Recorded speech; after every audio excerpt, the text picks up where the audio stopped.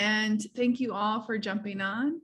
We are just going to do a quick introduction of the leadership team. My name is Lynn Howard. I am the president. I'm usually based out of Bangkok. However, I am stateside for now and trying to make it back over.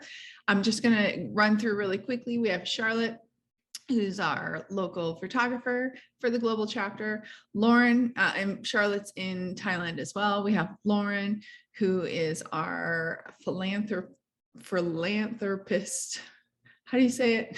It's way too early in the morning. Lauren, what do you do for us? Are you there still? And she's out of Mexico right now. So she helps with like social events and just really giving back to the community. Philanthropic. There we go. We have Agneta, who's in Sweden, and Agneta is secretary treasurer. Laura, who's out of Argentina, who helps with membership and new members. Zess, who is out of the Philippines, who is helping with social media. So we're really excited to have our team here to help us out. So we're going to dive right in, and please, ladies, I definitely want you to put into the chat if you have any questions. We have about a half hour for our panel, then we'll do some networking in some breakout rooms, and hopefully some other ladies will join us as well. First, I have Coach Tiffany, and Coach Tiffany is a digital nomad herself, and she's actually based in the US right now in Florida. She is a business and productivity coach for busy professional women transitioning into entrepreneurship with a goal of hitting 25+K a month in US dollars. She helps her clients overcome procrastination, visibility fears, fears of sales, money blocks, while building a business with intention, structure, and flow. She loves working with women who are ready to just shatter that glass ceiling and just turn on that money like a faucet. I love, she told me that yesterday, just turn on that money like a tap, like a faucet. So we have Coach Tiffany, and she definitely, please follow her on Instagram. She's very active all over Instagram with great tips and tricks. So definitely make sure that you get her Instagram handle. Tiffany, if you don't mind putting it into the chat. And then we have Dawn Owen, who is a business leader turned coach. She is out of the UK. I've known Dawn for years, and she's definitely a straight talking, life-changing, goal-oriented coach who will get you the results you deserve in life and in business. She's a master of productivity, time management, and she believes that life and business should be fun and never forgets to add shazzle to life wherever she is. She loves bubbles and she loves pink, and she's an amazing coach as well. And she also has a network of her own that she works with entrepreneurs to help them really grow themselves and their business and connect with the right people. Dawn is incredible. Dawn, please put your LinkedIn into the profile. I know you're extremely active on LinkedIn, so please make sure that you follow Dawn. So today is all about achieving goals, sustainable productivity, and prioritization. If you have any questions for the panelists, please put it into the chat. I'll do my best to keep the chat open and read that as well as we're going along. But just to save time, I'm going to dive right in so we have more time with our panelists. So I'm going to open it up to both of you ladies, and I'll start with Tiffany. I'll ask you, what made you get into being really goal-oriented and focusing on productivity? Like, give a little bit of backstory. And Dawn, I'm going to come to you afterwards, just so our audience can get to know you a little bit better. Yeah, great question. Thank you so much. I'm so excited to be here. So productivity for me was the word I was chasing when I was diagnosed with ADHD and generalized anxiety disorder, because I was in this place growing up where I had to work. I had to start working at 15. And at the same time, I had to do it in a way where I was still able to function.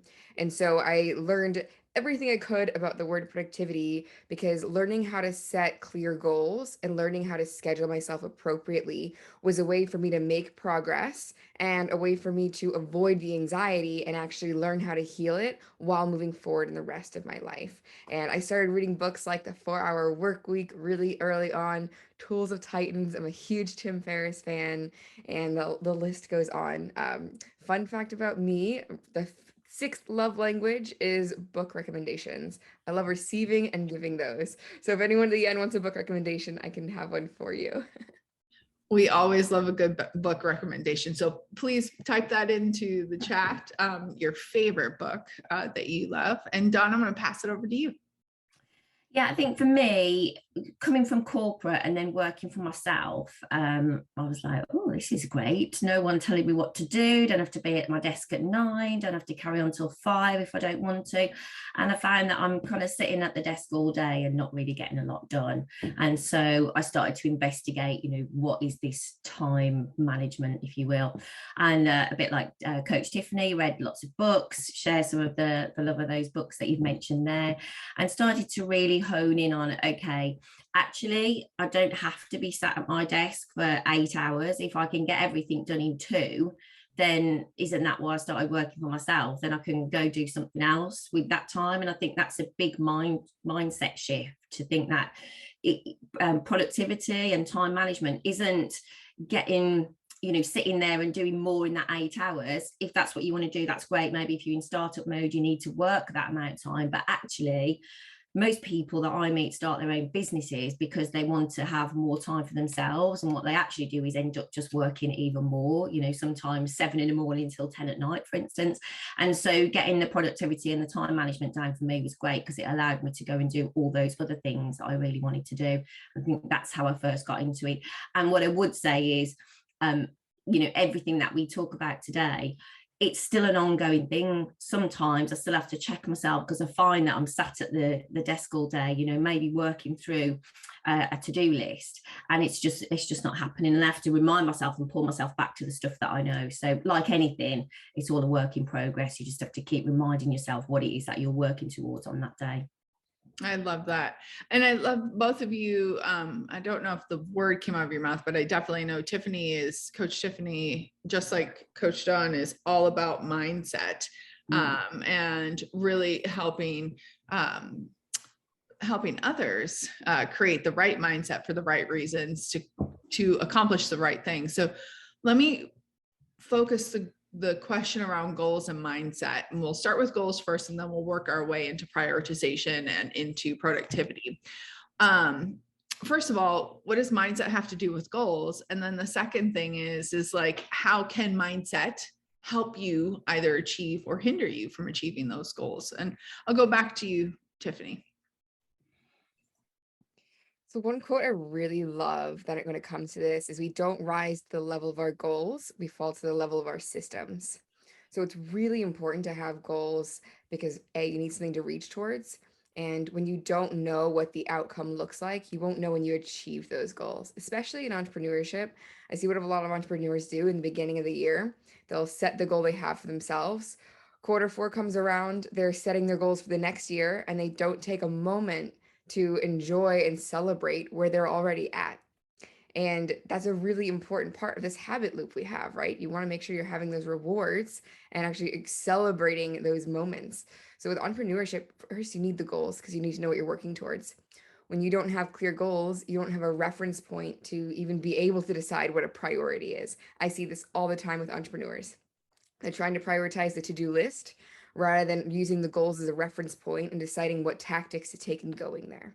Mindset is a huge part of this, because mindset is not just what we're consciously thinking every day, but subconsciously doing every day as well. And this is why so many entrepreneurs dive into mindset work, because they recognize that that voice inside of their head could actually be their biggest cheerleader and their coach, and the habits they have that they're doing automatically could also be contributing towards their success. Absolutely. Thanks, Coach Tiffany. How about you, Dawn? Yeah, I think, again, if I go back to when I first came into the world of personal development, if you like, and looking at everyone's setting goals, right? I must set a goal, and you write them down on a piece of paper. What I realize now, looking back, is those goals didn't mean anything to me. And I was just kind of setting goals based on looking around and seeing, what I should be doing. So people talk a lot about 6-figure business, and that's brilliant if that's what you want, or a 7 or an 8. Equally, if you only need to be earning $2,000 a month and that's what you want, then that's okay too. And I think this is where mindset plays into it all, because if you're just doing it for the sake of it, um, unlikely that you're going to get your goals. So writing things down on a piece of paper is just a teeny tiny part of the whole goal setting, phenomenon, if you will. So it's understanding, I think, what matters to you, why you're setting the goals, and what it is that you really want. Because if it's based on something that you think you should be having rather than what you really want, then again, you're unlikely to achieve it. And you can then dig down further into that to see, okay, what is it, what is the mindset that I need to have to be able to move forward with this goal? I think for me, it really is all about understanding what it is that you really want. It's got to matter to you, rather than just be, okay, this month I'm going to do $10,000 a month, another thing that's thrown around all the time.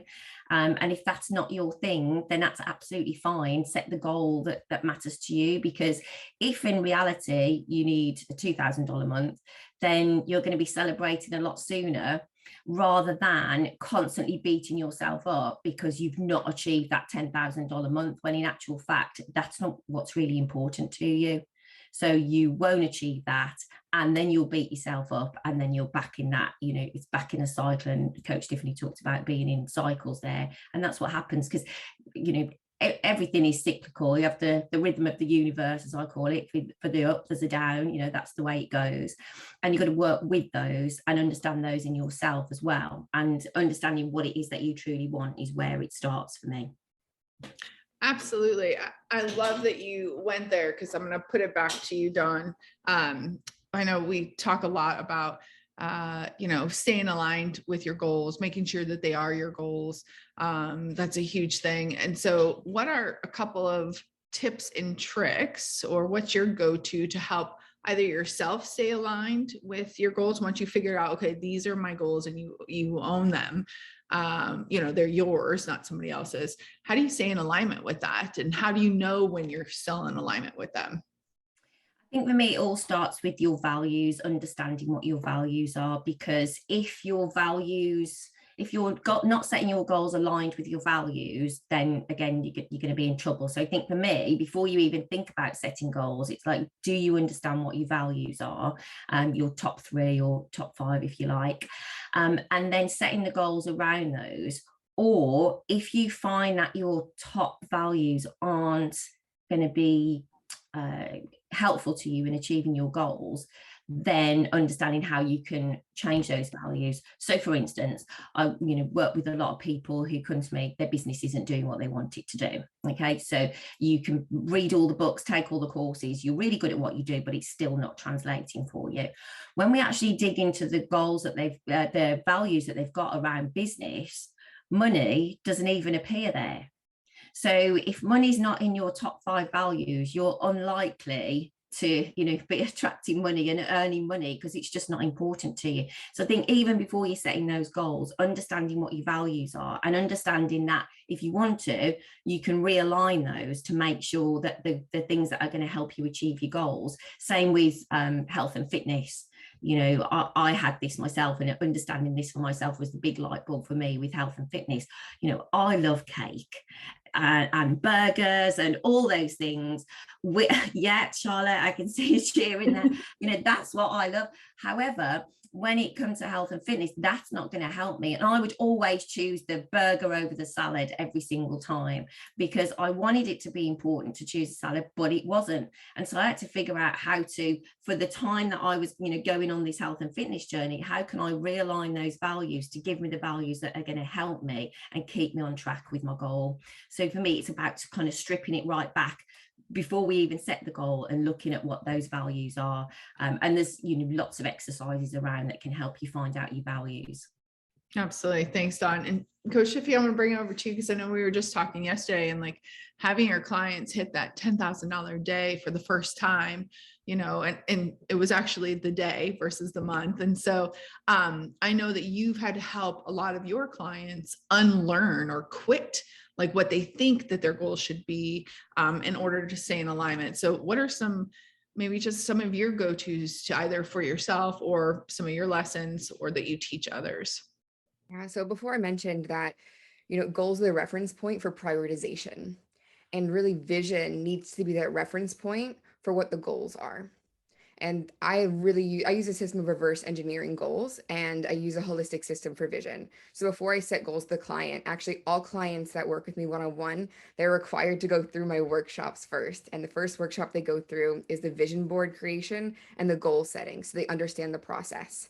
And what this does is those goals become a little bit scary in the beginning when you're looking at the year view. So we break that down into quarters. And I really don't let people go through this process really without having myself there as a mindset coach, because well, if you realize that your goal is to have a family of 4 and this, big home, and to be able to have the option to put them through private school or have the option to do, the extracurricular activities. A lot of my clients are either moms who want that extra freedom so they can just purely have more time with their families, or they're moms that are going to be moms in the future and they are really looking at building a legacy business so that they have something to pass on to their kids.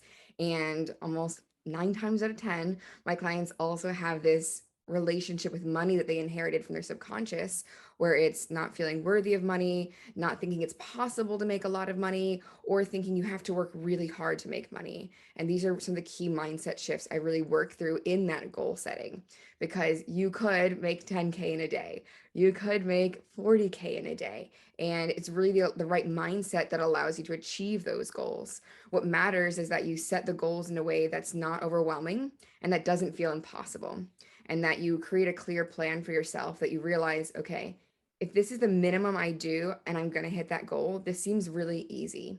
And that's really a simple reframe within coaching, right? So how do we reframe that to what is the minimum I can do?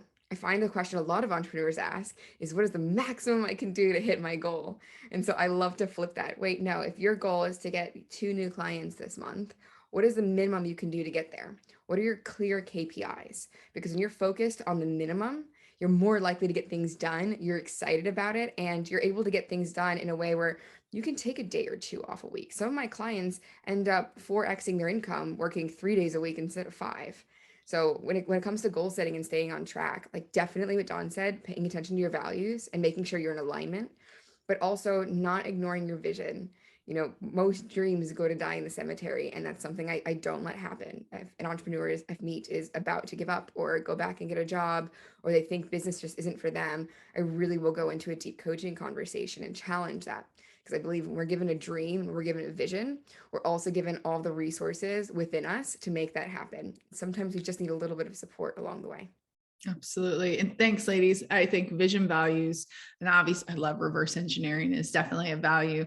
And regardless of you being on the call, I just want to clarify, if you're not an entrepreneur and the 10K seems huge or the 40K seems huge or whatnot, it is about starting where you need to start and then pushing yourself a little bit more at a time, like just pushing yourself out of the comfort zone. So please don't think that if you have never even visioned a $10,000 a day or month, that this can apply to you as well, because it's the little steps that help you get to those big accomplishments, regardless of what they are. So thanks for leading us into prioritization and productivity.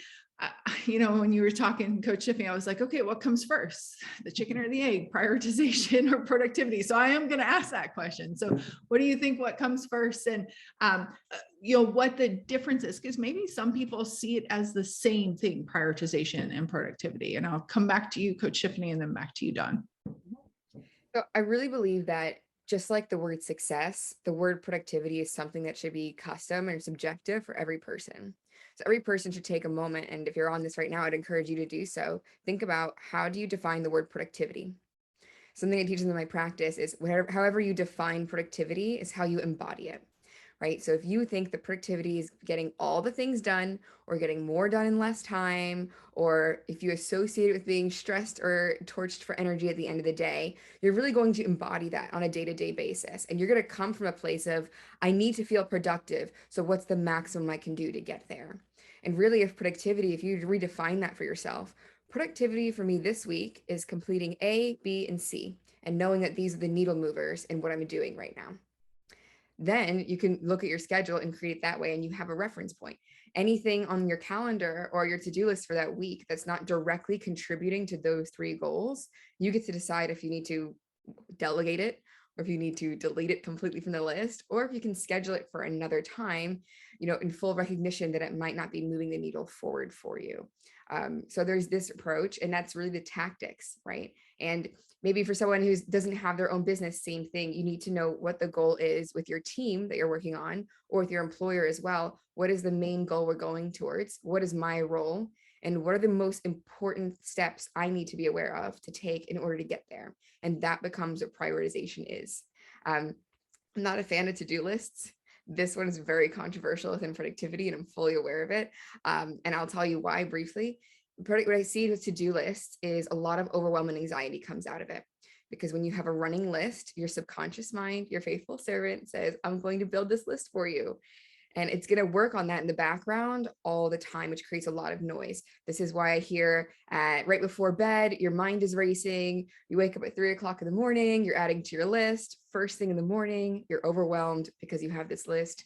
I always recommend, you can have different lists broken down by goals, but I really recommend either doing the thing right then or putting it on the calendar so that you have enough time to get that thing done. And you can prioritize it against your goals that way.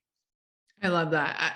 Time blocking is huge, which I know you do talk a lot about, but also I think something that you said that you didn't touch with what you just said now is reverse engineering really helps you figure out that prioritization and those, like you said, the KPIs, the benchmarkers and different things. So I love that. How about you, Dawn? Yeah, so for me, and I agree, Coach Tiffany, is very subjective. For me, productivity is when I've got action around my priorities.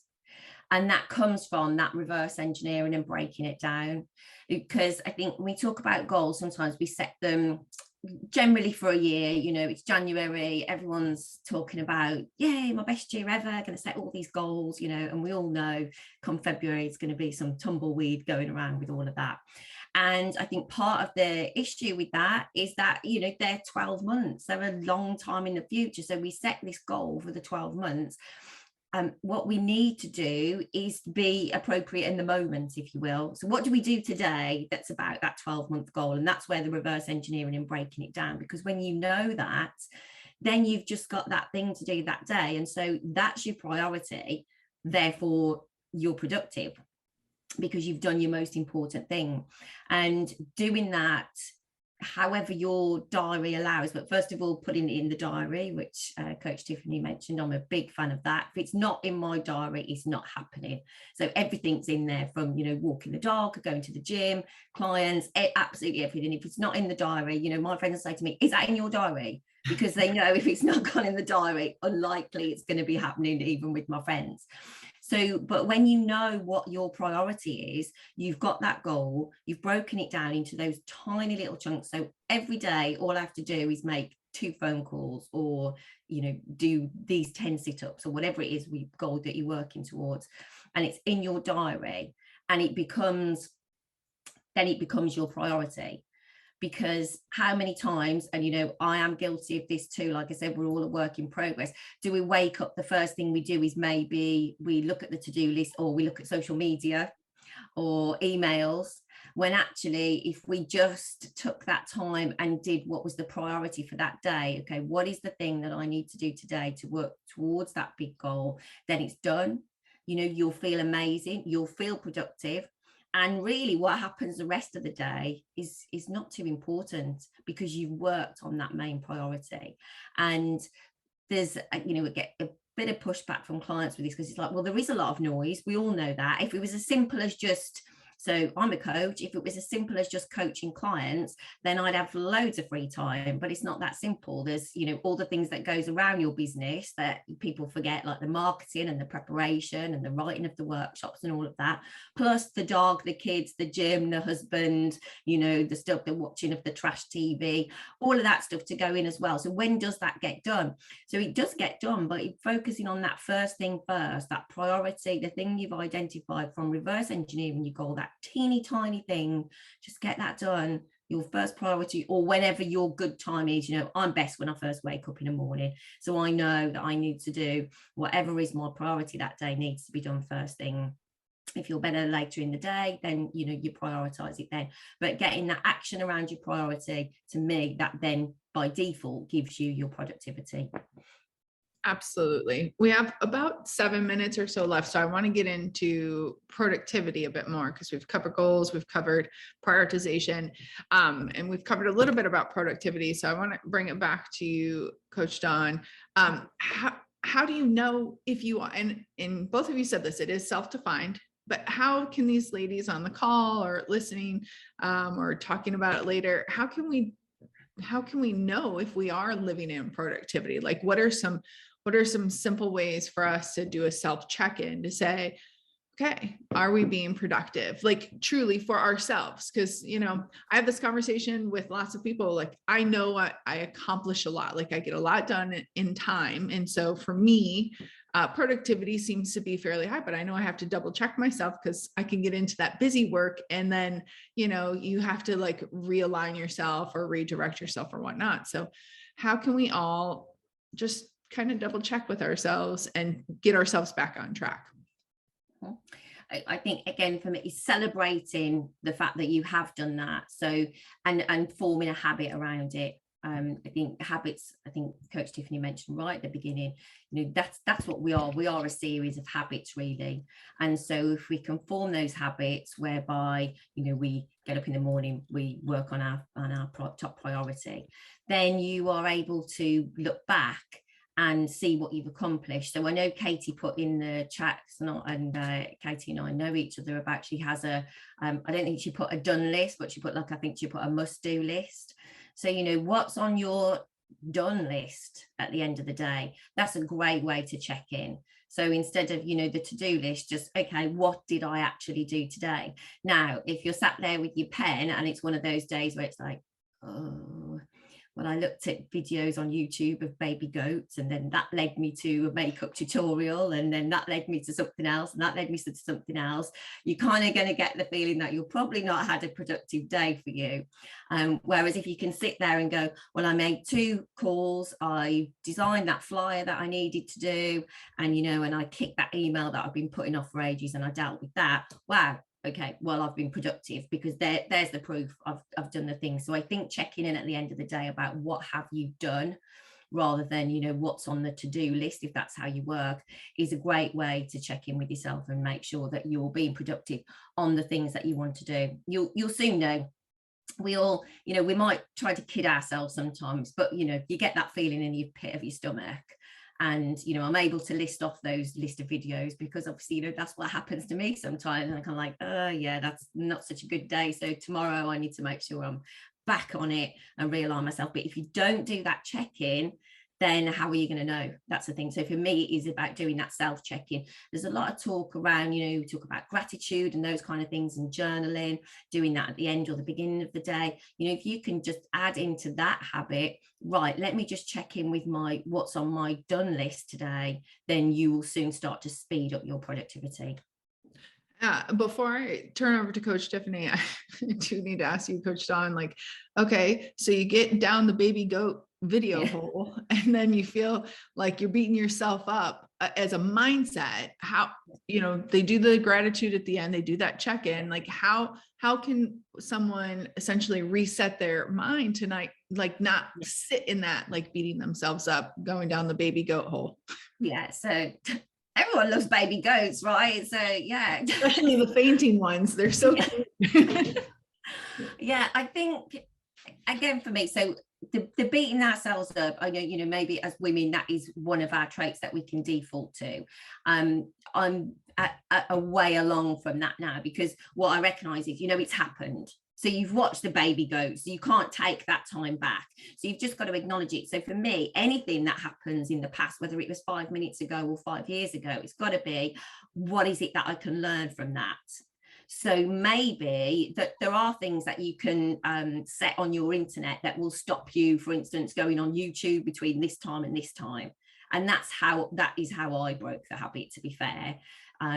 Because I can just set that, and we'd all like to think, well, surely we can just keep our hands off YouTube, but if we can't, we can't. Same with Facebook, Instagram, whatever it is, whatever is your baby goats, then you can set things that will stop you from doing that.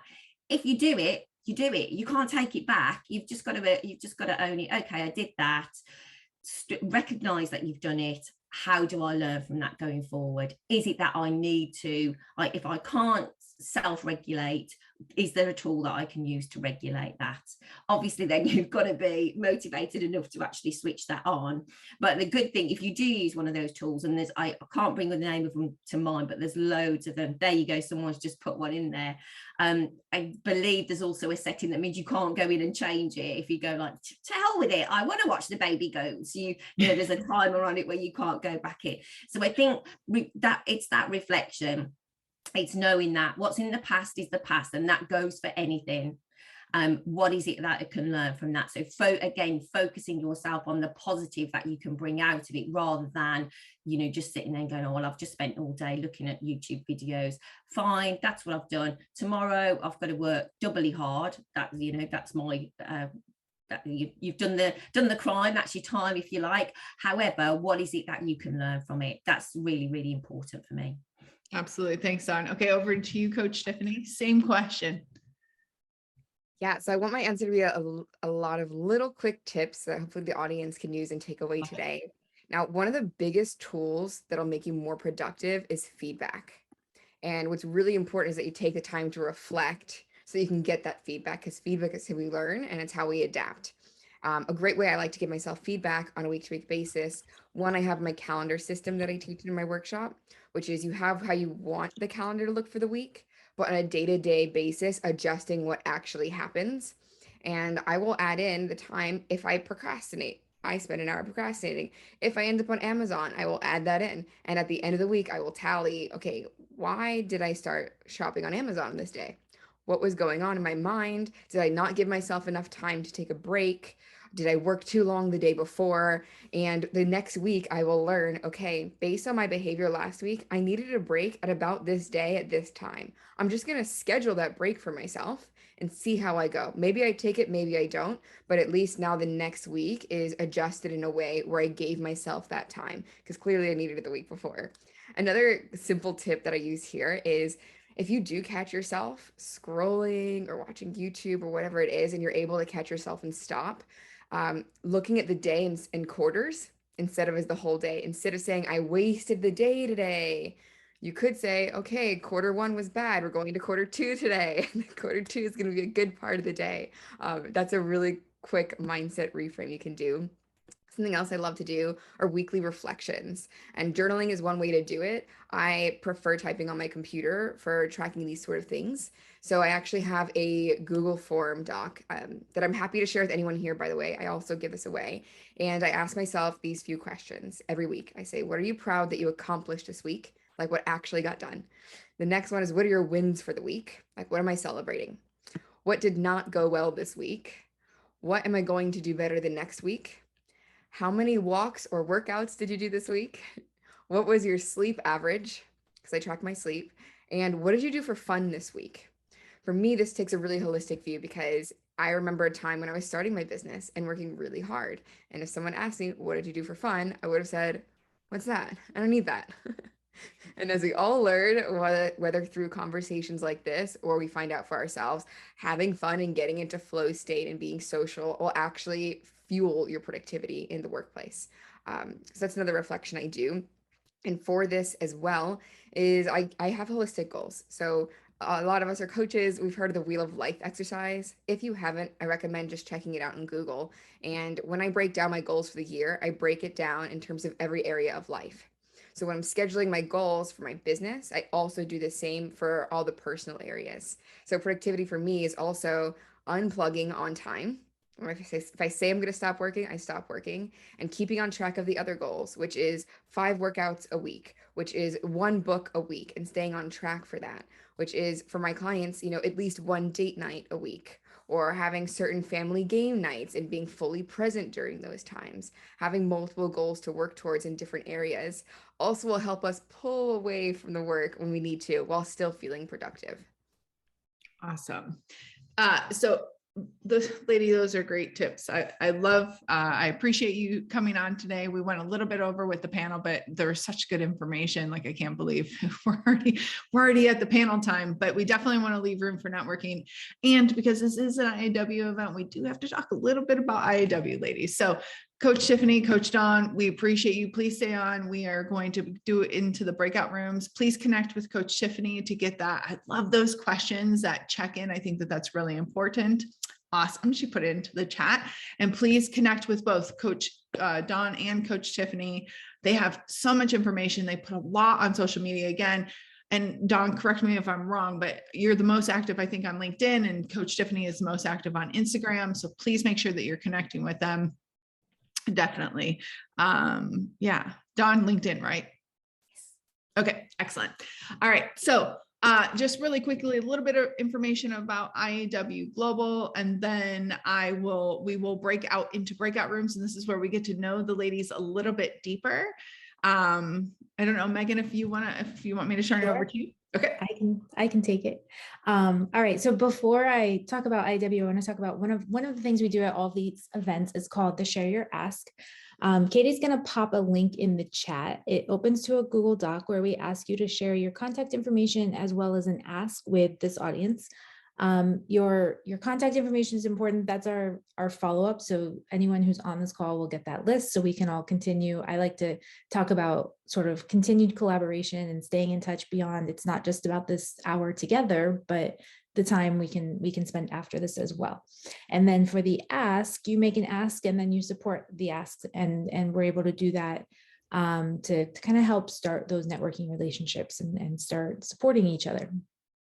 The link is in the chat. You can open it now. You can submit it at any point today. And then those results will come out in a couple of days. Katie, you can go ahead. And so for those of you that are new to IAW, haven't been to one of our events before, we are a platform where women can connect, they support each other, they learn, and it's really no matter where you are in your own journey. So whether you're an entrepreneur or a career professional, we have benefits and resources and events that will support you. Katie, go ahead and advance the slide. I like to talk a lot about the power of community, and this is something that we're very big on at IAW. And the power of community being all the things we do to support each other, to come together. It can be very lonely, especially for our entrepreneurs, or if you're trying to climb the corporate ladder, it can be a very lonely place. And at IAW, we're here to bring you together and pair you up with like-minded people who are going through the same thing or have been through the same things and can help guide you now. So the community includes support, resources, lots of motivation, inspiration, guidance, empowerment, encouragement, celebration, and more. You can skip that one. We already did that. Oh, are they duplicated? So a little bit of information about how you can get more involved with IAW. We do have membership levels where you can join as an initiator, an innovator, or an influencer, and each level of membership offers a different experience. So if you're just starting out and just want to network, the initiator is a great place. The innovator adds on our mentorship platform as well as access to LinkedIn Learning, so you can really develop those skills and get to the next level. And then the influencer is where we promote you. We do a lot. You get a roadmap that takes you through the whole year that connects you with opportunities to be visible through our platforms. We do have a global membership as well that is tying you into this global chapter that will feature some additional promotion on social media and additional events that will roll out in the coming months.